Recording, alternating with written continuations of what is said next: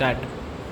A very good afternoon to everyone. This is Rajdeep Bavadia, and today I am going to present the topic Unyielding Speed, study of Stillirise by Mayaangelou. Next. These are the informations. Next. Table of contents. Starting from questions to be addressed, introduction about the author, analysis, key literary devices used in the poem, like simile, metaphor, repetition, rhetorical questions, structure and form, imagery, symbolism, conclusion and references. Next. Questions to be addressed. How does the meaning of the poem evolve as we progress through each stanza? How do similes and metaphors enhance the imagery in stillirise? What effect does the repetition of certain phrases have on the overall tone of the poem? How does Maya Angelou use symbolism to convey her message of resilience and empowerment? Next. Introduction. Stillirise is a poem by the American civil rights activist and writer Maya Angelou, one of Angelou's most acclaimed work. The poem was published in Angelou's third poetry collection and Stillirise in 1978.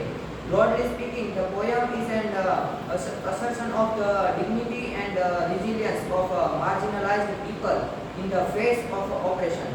Because Angelou often wrote about blackness and black womanhood, Stillirise can also be read more specifically as a critique of anti-black racism. Next. This is a quotation of Maya Angelou. It's one of the greatest gifts you can give yourself to forgive everyone. Next. About the author. Maya Angelou, born Margaret Annie Johnson on April 4, 1928 and died on May 28, 2040, was an American memorist, poet and civil rights activist. She published 7 autobiographies, 3 books of essays, several books of poetry, and is credited with a list of plays, movies, and television shows spanning over 50 years. She received dozens of awards and more than 50 honorary degrees. Angelou's series of 7 autobiographies focus on childhood and early adult experiences. The first, I Know Why the Caged Bird Sings, published in 1969, tells of her life up to the age of 70 and brought her international recognition and acclaim. Next. Analysis. The poem Stillirise by Maya Angelou, she has performed live in 1987. Stanza 1. The poet expresses her determination and courage in this poem, saying that nothing and no one can hold her back or crush her spirit. She rejects the false narratives of history books that distort the truth. She is not bothered by the fact that others have treated her like dirt. She says that even if she is pushed to the ground, she will rise like dust. Stanza 2. In the second stanza, she asks a question. This is an interesting question. She calls her own voice sassy and wonders if it bothers the listener. When the poet achieves something, she notices that the people around her in her society are filled with gloom. She questions this. She knows that she has done well in life, writing and as a woman. Because I walk like I have got oil wells pumping in my living room. These lines symbolize her success. Next. Stanza 3. In this stanza, she compares herself to the moon and sun, which are both affected by the tides. This shows the reader that the speaker has no choice but to overcome her hardship. No matter how much society tries to keep her down, it is in her nature to rise and resist oppression, just like the tides follow the moon. Stanza 4. In this stanza, the speaker's question are direct, relevant and appropriately accusing. She knows that the racist in her society will be angry at her own accomplishment. So she addresses her questions to a culture that has always tried to keep her down. She asks if they want to see her broken, subjugated and unhappy and get bitter. She asks these questions knowing that this is exactly what many people in society want. They did not want to see black women thrive despite social injustice. The speaker is aware of this and she exposes it with her insightful yet sharp questions. Stanza 5. She continues her questions about racist society by asking if her pride is offensive. She knows that society hates seeing a black woman full of confidence. This question has a sarcastic tone, revealing society's double standard as it is furious by the success of someone it has tried to repress. The speaker goes on in a mocking tone, pretending to comfort the listener. The poet says, "Don't you be too upset." This is her witty way of pretending to care about the people who oppose her success. But she keeps on showing off her achievements in front of the society that has always oppressed her. She says she has gold mines and laughs at her new fortune. Next. Stanza 6. In this stanza, she tells society that whatever they do to oppress her, it will not work. The poet tells society that it cannot beat her with words or looks. She says that society cannot win against her, even if it manages to kill her because of its hatred. She says she will keep on rising like air. Stanza 7.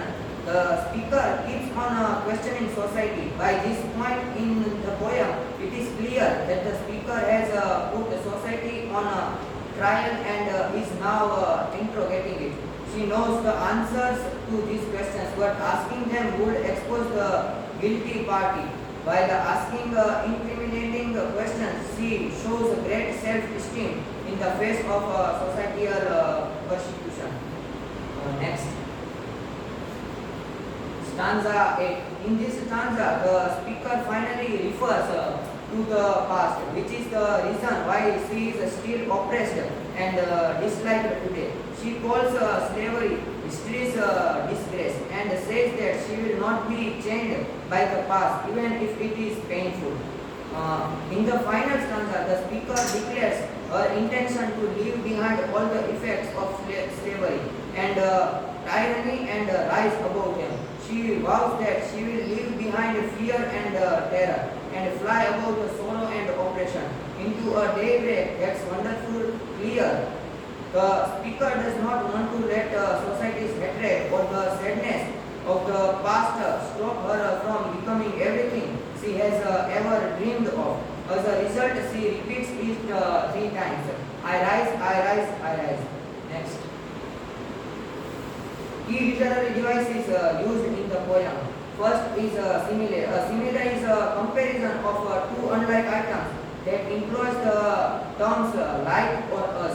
A poet utilizes this type of figurative language to express that one item is comparable to another, as opposed to metaphor which state that it is another. And here are the examples from the poem, like but still like dust I will rise, because I walk like I have got oil wells. Next. Metaphor.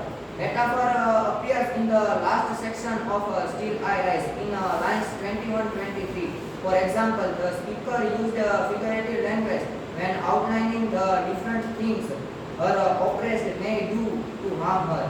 You may shut me with your words, you may cut me with your eyes, you may kill me with your hatefulness. Of course, you cannot actually shoot someone with words, since words are not bullets. Similarly, eyes are not blades and cannot cut somebody, and hatefulness is not in and of itself legal. The speaker employs figurative language to highlight how difficult it is to be surrounded by racism in society, how much it hurts to be bombarded with nasty rhetoric, looks, and a general sense of being detested. Next.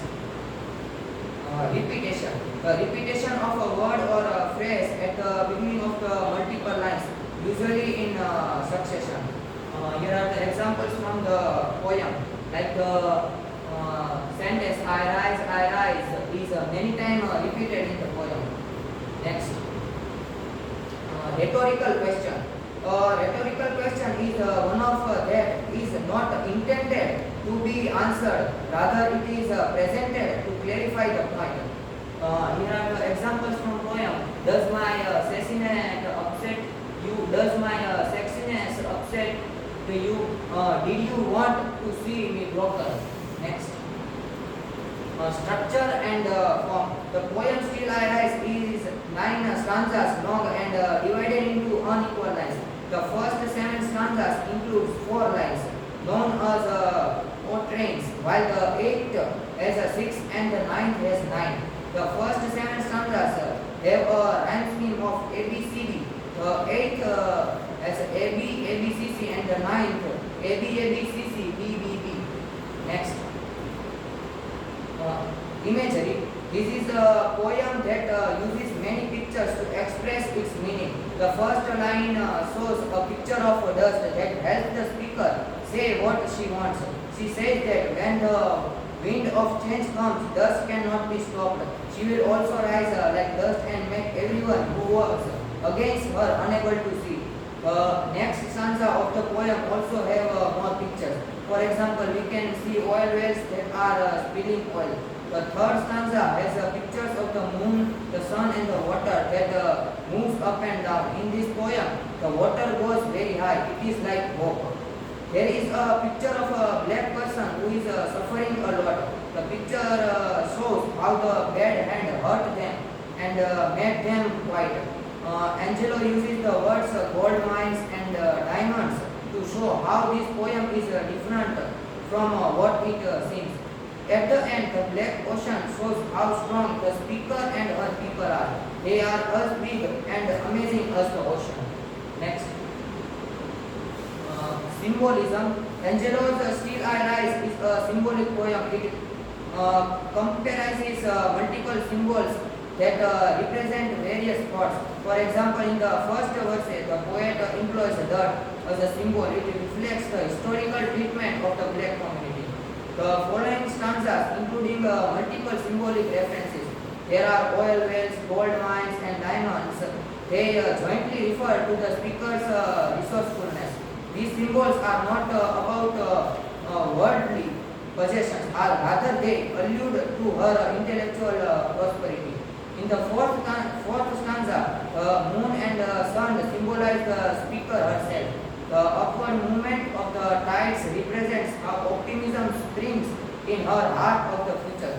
Furthermore, some expressions in this sentence deal with the concept of slavery, such as bowed head and lowered eyes. The 8th verse contains an essential symbol of the black ocean. The ocean signifies black people. I am a black ocean, says the speaker. Here it represents force and immensity. Another sign appears in the final stanza's use of the term night. It symbolizes fear and oppression and pessimism. Next. Conclusion. In the poem's conclusion, Angelou speaks with a clear confidence. She declares that no matter the pain or oppression, she will always rise.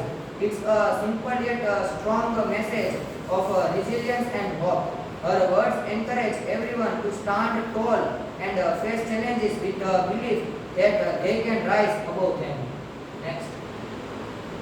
Here are the references. Next. Thank you.